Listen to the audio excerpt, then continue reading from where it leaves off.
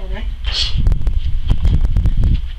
So, relevant to us and to some other people out there are the rules pertaining.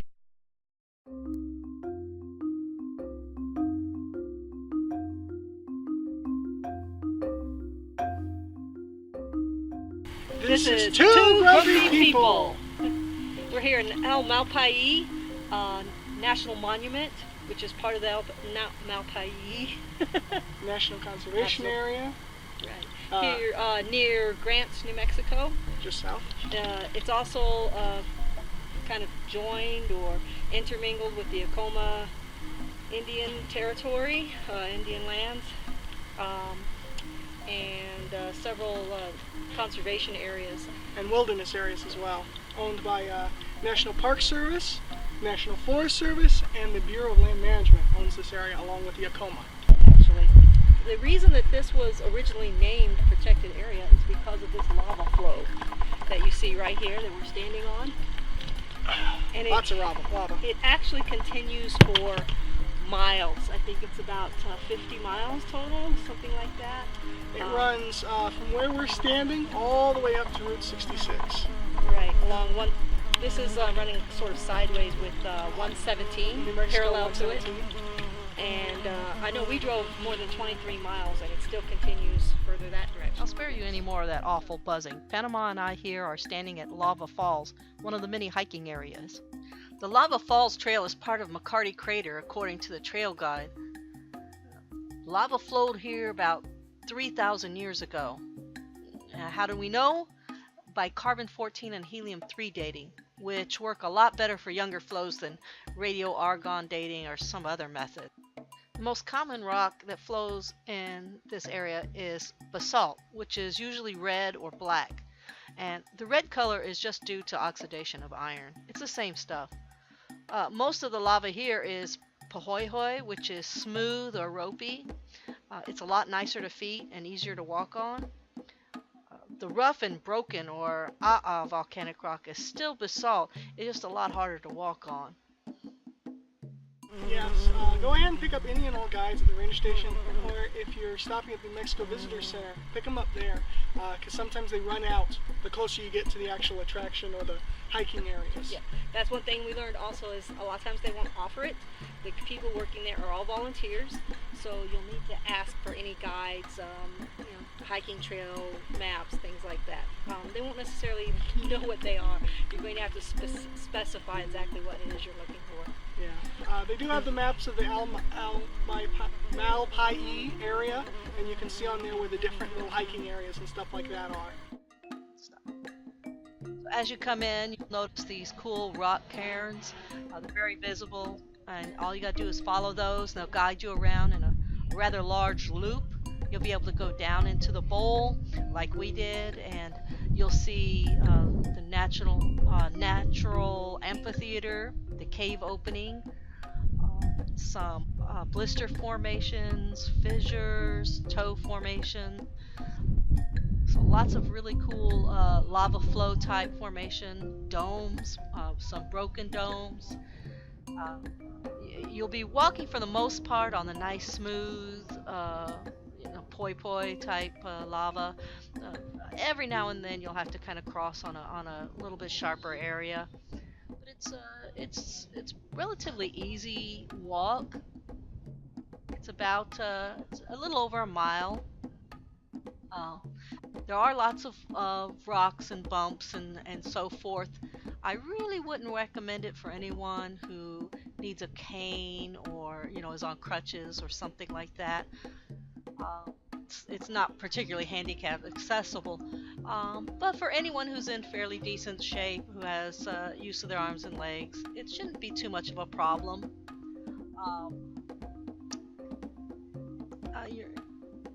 It is very hot. You are walking around on black lava rock in 80+ degree weather. There is no water out there, obviously, so you want to make sure to bring some nice, some water, maybe wear a hat, sunscreen. You can do it in shorts. There's nothing. You're very unlikely to fall. You don't have to do any climbing or spelunking or anything like that. But I would definitely recommend wearing some good sturdy shoes because the surface that you're walking on is really sharp and uneven. Okay, just a couple quick notes about these cairns that you'll see right here. This is a cairn, that's what that's called. It's a standard hiker's mark. You'll see them all along the routes on various footpaths. One thing you'll note here at the lava falls, they're relatively easy to spot. They're large and they're well placed. So if you get to the end of a cairn, you don't see another, just kind of glance around a little bit, walk around the immediate vicinity, and you'll usually spot it within a minute or two. If you don't, go back to the one that you were at. Never leave your cairn without knowing exactly where you're headed. If you don't have another cairn in sight, then have a high point or a very obvious marker in sight so that you can find your way back. Here at the lava falls, they're relatively easy to follow, as you saw Panama doing, but some of the other locations, particularly we noticed out at the Dirt site, the old archaeological site, there's only one along the entire route, and it's very difficult to find your way over there. It's very easy to get lost. And if you're heading out toward the petroglyphs, there's a couple, but they're very far spaced apart. Oh no, there's three. I think there's three. But they won't necessarily be as easy to spot, certainly not from the road. So this is a good place to start your practice of following them and then kind of progress from there.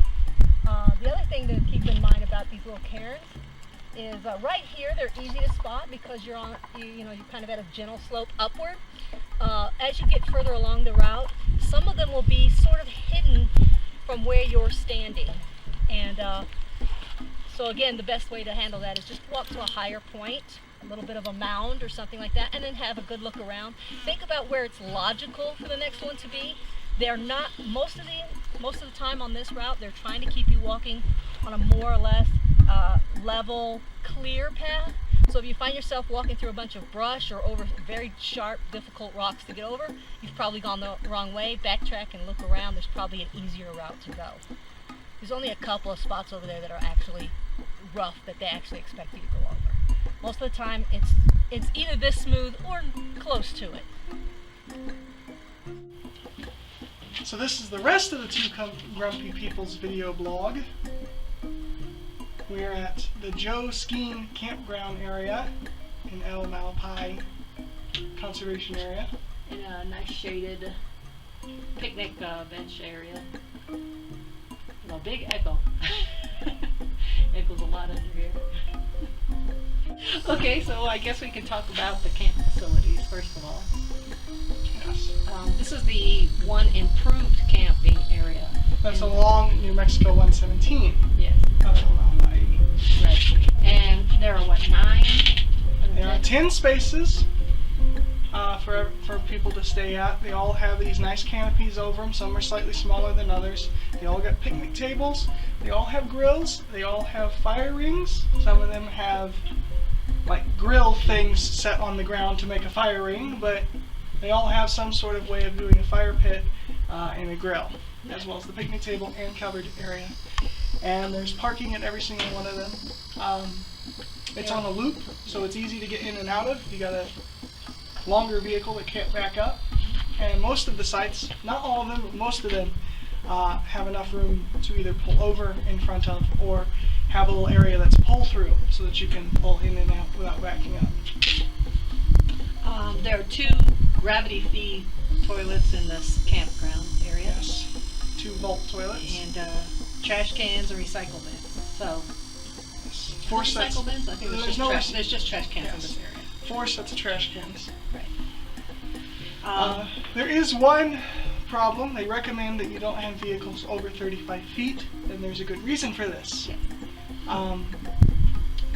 The ground is not the best, but the worst part is after you come across the cattle guard into this area, partway through between getting up to the campsites and the cattle guard is a fairly deep wash.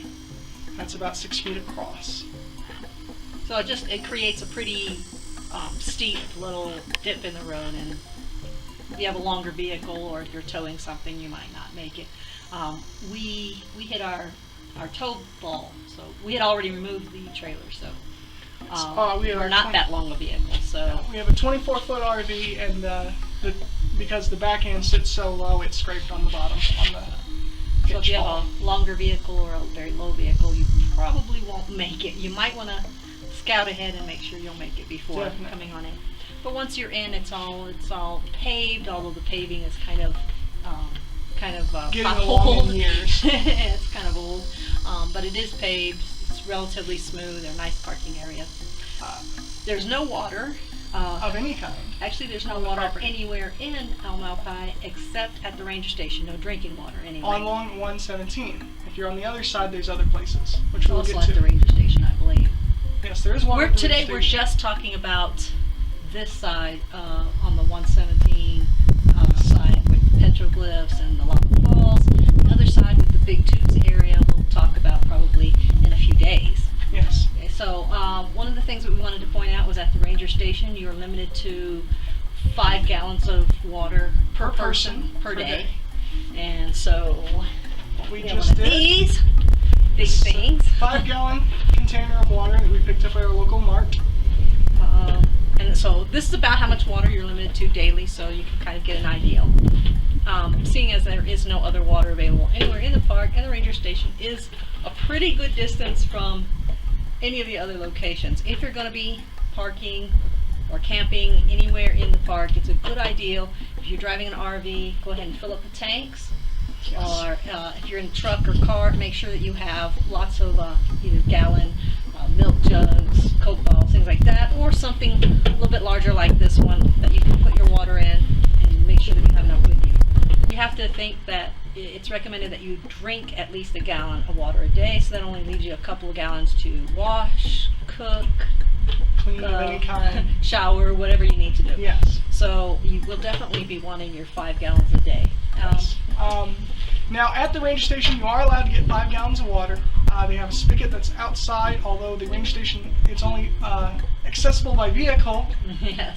It's probably not supposed to be accessible at all outside the hours, but the gates to that area are closed after 4:30 at night and don't open until 8:30 in the morning. And on occasion it might be closed a little early, as we discovered the other day. It's closed about 15 minutes early. So yeah, again, it is run by volunteers, so you have to keep that in mind. Yes. And there is a spigot, but you're not allowed to hook up any kind of hose, and you're not supposed to fill up your RV at it. That's how they keep the limit in check. The ranger station is about It's 2 miles from the from gate here. of this park. Yes. So you have to think that if you're going to walk, or as we did, we used our bicycles to fetch water daily. It's a nice little ride in 80-degree weather. And sometimes the winds are around here. The winds get quite high, so that's something to keep in mind. If you have a second vehicle, that's great, to go fetch your water. There are some people who do it, but most people don't want to drive their RV all the way down the hill, get the water all the way back up the hill. Yes. So fill up on your way in. That's definitely a very big tip. Make sure you fill up somewhere else in town or on the interstate before you come the rest of the way to Malpais. Now, if you are camping somewhere other than in the Joe Skiing area, Yes. and there are a few other unimproved camping areas, they don't have the picnic tables and all, latrines and all that, but there are several other places that you can camp. But you're going to be even further from the ranger station, sometimes as much as 20 miles. Yes. It's the spot we stayed at for about a week was 20.4 miles. It's almost 20 and a half miles between the ranger station, spigot, and where we were staying. So that's a long way to go just to get your water each day. So you want to make sure that you have as much with you coming in as you possibly can, and then make sure that you're using it very wisely. One thing that we did was we used large tubs, and when it rained, we caught rainwater for clothes washing and things like And that. rinsing up a little bit. And washing your feet and stuff like that. So that helped reduce overall use. Now, we were able to find this place thanks to a small website called freecampsites.net. They did not ask me to plug that, but I am plugging it because I do enjoy that website. I've used it 2 or 3 times now to find our free spots that we've been staying at. And that's the other thing, is this site is 100% free, first come, first serve only, and 7-day maximum stay At the Joe Skiing at area. this Joe Skiing campsite that we're sitting at right now, and then you're supposed to move like 30 miles away. Little cut there, cutscene. Okay, so another thing to keep in mind about camping here is the issue with the fire. There's many times throughout the year, long stretches of time, because it is such a dry, arid climate, that the fire restrictions are in effect, which means that anything outside of propane grill or small propane device, enclosed device, is all they recommend. Yeah. Even though there are fire pits and grills here, you're not going to be able to use them all the time. So Safely.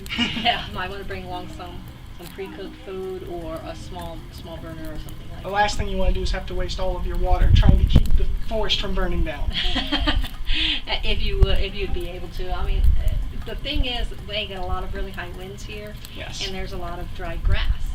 So one ember, one spark landing in the wrong area, and you could have a rapidly moving forest fire or grass fire.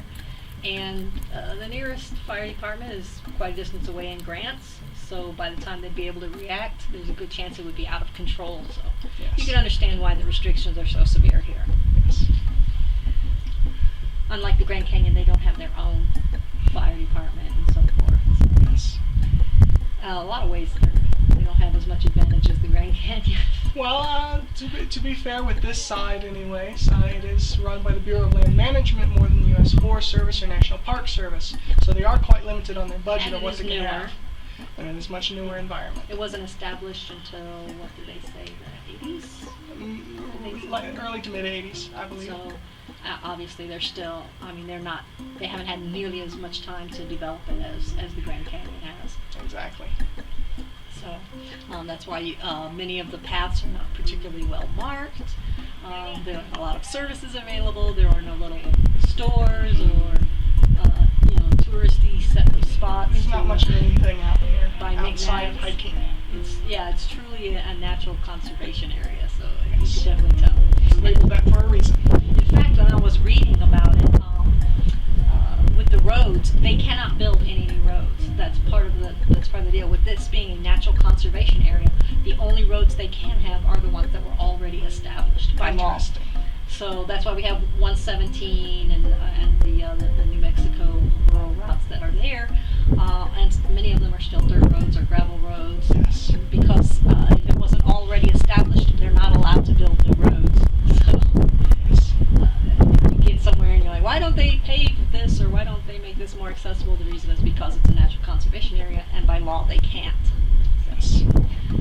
So it's a little bit of a good and bad with it being a conservation area. You have lots of wildlife, which is good if you like wildlife, but it also means that accessibility is not high on their priority list. In fact, they've closed a few roads. Quite a few, yeah. The one leading out to the Diddert Dinner site, yes. ruins site, they've closed part that used to be open for vehicle traffic to try to preserve the natural conservation area. Most paths that would be like a good hiking path and such are closed to anything outside of walking. I mean, not even you a can't even bicycle. take a bicycle, yeah. Anything that's in any way mechanical. If it has a wheel, I heard one ranger said not even a wheelbarrow Yeah, because they it has a have- wheel on it. They have that on a sign too, yeah. So not even a wheelbarrow.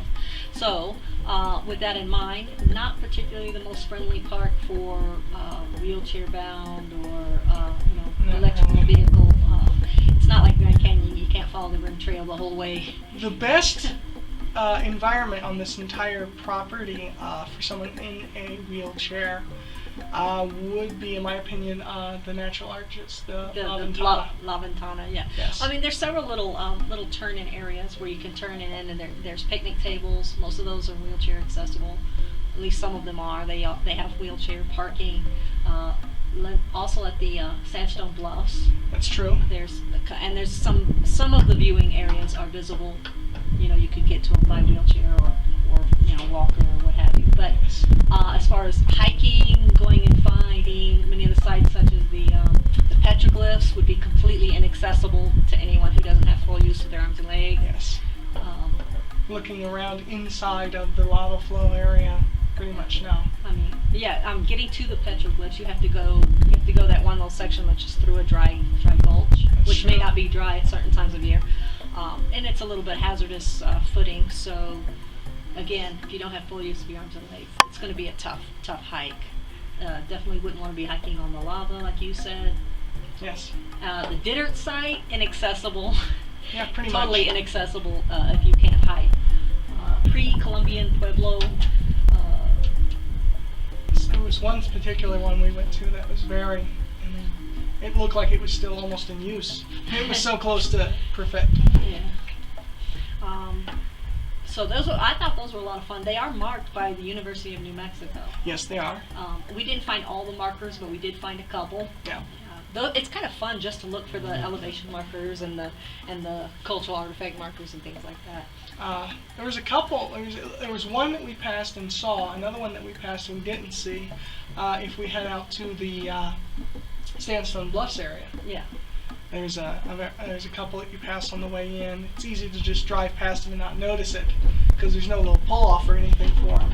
But we were walking that way. Those are ruins from the 1930s settlers. That's true, but it's still ruins. Right. The Garrett Ruins is House, ruins. and I don't know the name of the other one, but the Garrett House is one. The Garrett House is very easy to find, obviously, because it's on your way in on the drive in, Yes. and that was the one. That's in pretty decent condition still. Yes. Yeah. At the Dittert site, there's a settler house that looks like it was constructed on top of an old Pueblo. Oh yeah, ruin. I remember that one. But it's definitely not in as good a shape. But there's some wood left of it, so you can actually see like walls. And, Yeah. you can see the hearth where the fire was and stuff like that. So that's kind of cool. You And can- there's, what were you gonna say? You can kind of see exactly where he added on what was original. Yeah, you can see like rock and then wood and different layers of different aged material, and some are like carefully cut stone and some are just sort of natural stone that they piled. So it's kind of cool to see the different building styles. Yeah. And you can see like the stuff that they've discarded, like old wash tub, a kerosene can, stuff like that. So you definitely get the feel. And this is 1930s, but it's jutting up just right next to those old pre-Columbian Pueblo ruins. Yeah. It's kind of interesting to see like the difference. And we found pottery fragments. Yes, we did. Ceramic tile. Lots of tin cans and stuff, and An interesting one of those little stone paint pots. oh yeah, we did see that one of those. They just ask. I mean, you can go there and pick around and look at the stuff. They ask that you not move things around Yeah. because it's important that they're in situ, as they call it, on site. In other words, in the same situation, so that when they're doing their research, they can document where the item was found and then use that to help determine how old it is and what it was used for. So if you find something, look at it, take a picture of it, but make sure you put it back in exactly the same spot. And what else do we... Ooh. So the petroglyphs, which are not anywhere near the Dittert site. Petroglyphs are closer Very to where we different were thing. camping for a little bit. So to get to the petroglyphs, what you're going to do is you're going to travel up 117 to Sand Canyon, and Sand Canyon is just a slightly improved dirt road off to the left-hand side. There's a cattle guard there. It's pretty easy to miss, but as you go up Sand Canyon a little ways, you're going to see that there's a fork in the road. The right-hand fork continues on to up Sand Canyon Road, and that's where we parked. There's a lot of unimproved parking spaces over on that side. On the left-hand side, you're going to find it's really difficult to drive, and you're going to end up going through a wash if you continue down that way. That is Cibola Canyon. It's all dirt and sand, and I really do not recommend driving it without a high clearance vehicle or an off-road vehicle like an ATV, a large pickup truck, something like that. You do have to go through a wash at one point, and there's a good chance you won't make it out. But it is very easily walkable. It's about a mile or two to the parking area. And then once you get to the parking area, it's just a real small parking area. It's easy to mistake it for something else. There's probably only room for about 4 vehicles maybe. And again, it's unimproved. It's just like dirt and sand, but it is kind of set off from the road, so you'll be able to tell. There's a small post marking it out as a parking area. And then just across from the parking area, you'll see 2 sticks sticking out of the ground. That's where there used to be a sign marking the way to the petroglyphs. They're actually not particularly eager to mark the way. They don't really want a whole lot of people visiting out there. So I don't know if they're even going to bother replacing that sign, or maybe they have. It's been over a year since we've been there, so but when we were there, it was just 2 sticks sticking out of the ground. And if you look down at the base of those 2 sticks where that sign used to be, you're going to see what looks like a little rabbit trail. And that little rabbit trail is what's going to lead you out to the cliff. So you're just going to follow that for a little ways, and you're going to see that there are some rock cairns. And you want to make sure that you have the rock cairns in sight as you go up it. It's kind of hard to spot them sometimes because there's just a lot of rock litter in the area. So a rock cairn can look a lot like rock litter, but there's about 3 or 4 of them. They're very obviously piled intentionally there. They do ask that you don't make any new ones. So, as much as you might think that you're making it easier on the next person, the Park Service people and the BLM people ask that you not do that. But it's not particularly hard to find your way at that point. There's, a row of cliffs there. So if you get lost, just go toward the rocks.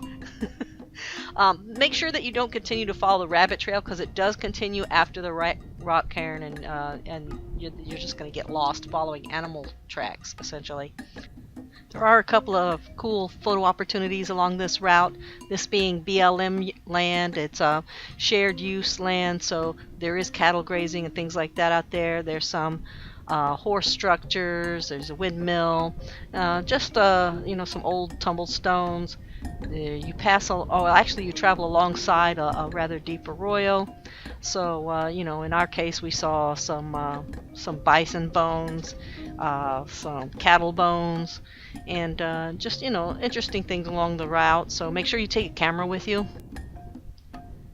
While you're on your route, following the little rabbit track, you will have to go through an arroyo. Make sure that you're going along the marked route, because they will take you the easiest possible way to get across. And if you decide to go and cross a little bit early or a little bit late, you may have a hard time of it. Some of those rocks are pretty sharp, and the sides can get pretty steep. A lot of soft sand. So just stick with the pre-marked path. It'd be a great place to take your lunch, have a lunch or whatever. Just make sure you clean up your trash afterwards. Do keep in mind that this is kind of a sensitive cultural location. Right now, some of the petroglyphs are actually already starting to erode a little bit, just from the weather, rain and sun and so forth, and animal activity and so forth. So right now, the National Park Service and the university are studying this area, and they're trying to decide whether to just leave them as they are and let nature take its course, or whether they should build some sort of protective cover over it, or just exactly what they're going to do to try to preserve it, if they're going to try to preserve it. So for right now, they're just asking people to be respectful of the area. Whatever you do, don't deface the petroglyphs or anything like that. It's best not to put your hands on them or try to take rubbings or anything like that. Just take photographs. You can walk all over that area. You can climb on some of the rocks, the ones that don't have the petroglyphs directly on them, so you can get really good photographs. And so there's really no reason to deface them or damage them in any way. Just be respectful of the area, and remember that people who come after you will also want to look at these pretty cool evidence of our ancestors. They're doing anything stupid like carving their name or a tic-tac-toe board in the rock. Don't do that. That's very bad. We know who you are. No. I wish we knew who you were. So that's one of the things that really bothers me the most. When you come to a place like this that's beautiful, and there's gorgeous scenery, and they do things like carve their names onto posts or on the rocks, draw things and light fires where there shouldn't be fires. They don't realize that how sensitive some of this ecology really is. That you light a fire in a cave, you destroy the cave system. Yeah. You dry out things that need to be wet, and they die. And some of those things only grow in very limited environments because they are such extreme environments. Yeah. that little cave that I explored today, that tiny little cave, someone had been in there lighting candles and fires. There was charcoal in there and stuff. So, I mean, and that's not a culturally sensitive one, but still, all these little caves, all these little holes in all these rocks, animals make those their home. Yes. Bats, coyotes, Bears. bobcats, bears, snakes, scorpions, all kind of birds. And some of these animals some of them are endangered, some of them are not endangered, but they're not that common, and we don't really want to put them in danger unnecessarily. Also, if you go in there unexpectedly, there might be one in there ready to surprise you. So not a good idea. Leave those things. Like I said, this is a great place for hiking. That's for sure. There's a lot of different places. There's a great 3-mile hike if you want a long one. That is in the area they call the Narrows. Oh yeah, I forgot about that. If you head south on 117, you'll go through the Narrows, and then right after that there will be a South Narrows picnic area. And you park over there. It's a great, gorgeous picnic area. Another area that looks kind of similar to the campground, except for you're not allowed to stay overnight. And then out just at the front of that is a trail that leads about 3 miles each way out to an overlook that overlooks the entire Lava Falls area and the surroundings, and then another 3 miles back. That's a nice long one. Yeah. The part of it that I walked, I thought it was a very easy trail. It's really well marked. It's relatively level compared to some of the others. There's no major ravines to jump or rocks to climb or anything like that. It's mostly just a little sand and dirt trail, and some spots it had you walking over flat rock. So I thought it was a relatively easy one. A couple other people who did the whole thing felt otherwise. They said it was a very hard one. I think it depends on your level of experience and how much walking you're used to doing and so forth. So, but I think compared to most of the other trails that we've been on here, that's probably been the easiest one. And that's a good one if you want to make a nice long afternoon situation there. Set up, have your picnic either before or after the hike. Or maybe just hike out there, have a picnic, and come back. Yeah. It's a great place for doing any of that. It also has the restrooms and trash cans there too if you need them. Yeah. So, yeah, that's a nice little one. And then there's the Sandstone Bluffs. Sandstone Bluffs is another Very little nice. camping area where there's No, not camping. You said camping. yeah. You can camp at Sandstone Bluffs? Well, it's a Oh, it's just a Picnic picnic area. Yeah, it's a picnic area. yes. It would be nice if it was camping there. So when we first saw it, we thought there was. You can hike down from the bluffs down into the valley, and some of the brochures they give out explain that you see some smaller window rocks, smaller than the main one. You get a terrific view of the lava field from up high there. Some of the rocks are very nice to hike on and smooth and flat, and some of them not so much. So come prepared. Decide your path ahead of time. Make sure that you have water with you. Again, there's no water over there or anywhere else in the park. So Yes, none of the picnic areas and camping areas. If you want a little bit of a hike where you get a lot of nature, but you don't want to go 3 miles, a great one is actually at the visitor center. Right behind it, there's a 1 mile. If you include the little overlook section, it's 1.25 miles. And there's a little guide that goes with it, and it'll tell you about the area. It's a great overview if you just want to get a quick feel of the Malpais area. Okay, here we go again. That wind just destroyed our audio. Sorry about that, folks. Luckily, we didn't have a whole lot left to cover. One we absolutely have to hit on is the most iconic formation in the park, the natural arch called El Ventano, which of course is just Spanish for window rock. There's a trail there that's about a half-mile round trip. It goes from the parking area up to the window rock and back to the parking area. So it's very easy. They say it's over rugged terrain, but really this is about the easiest trail in the park. There's lots of easy parking at this one, even for very large vehicles. I drove the RV up in there, climbed on top of the roof, took some pictures of the window rock. No problem at all getting in or out. There are picnic tables there, vault toilets, so it's just a nice little area if you want to just go there for like a Sunday drive or something like that. If you got the kids with you, you'll definitely want to get a picture of yourself at the Window Rock because, as I said, it is like, you know, the most iconic formation in the park. Another really good hiking trail, but one that we did not do, was the Zuni-Acoma trail. One of the reasons we didn't do it is because it's 7.5 miles on very jagged lava flow. We'd already done the lava falls. We didn't really feel a need to do that. However, something to keep in mind, the Zuni-Acoma actually links up with the Continental Divide Trail. So that's a nice long walk. You definitely need some heavy duty shoes. You definitely need to take water and a snack and maybe a first aid kit and maybe even a way to call someone in case of an emergency. Do need to keep in mind that on the volcanic flow, generally magnetic compasses will not work. So you'll need to bring a GPS device of some kind with you, if you're planning to leave the trail itself. Now the trail is pretty well marked. There are 3 different kinds of marks. There's the concrete posts that were put in by the BLM. Those were intended to commemorate the 1776 Dominguez Escalante expedition. There's also some rock cairns. There are also the normal markers for the Continental Divide. So you should be able to find your way, no problem. I would start early. You do not want to be out on those falls after dark, where, trust me, anytime you're out on the lava flows, you cannot see anything. It's very, very dark, and there's really nothing to catch your bearings by, no trees or anything like that.